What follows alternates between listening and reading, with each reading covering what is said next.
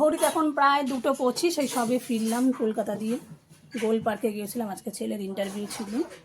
যাই আর এখন এসে দেখি ভাইয়ের বউ রান্না করছে। তো চলুন দেখি কী কী রান্না করছি দেখায়।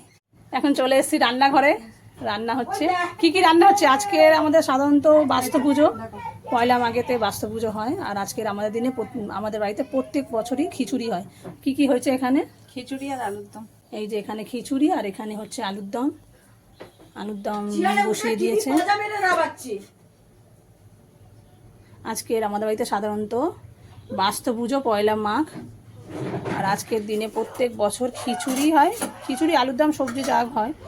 তা আজকের আলুর দমটা অতটা হয় না, তাই না? আজকের অপর্ণা হলো আলুর দম খেতে ভালোবাসে বলে ওই জন্যে আলুর দম বানাচ্ছে। আর এখানে গরম গরম খিচুড়ি। আজকের এটাই দুপুরের মেনু।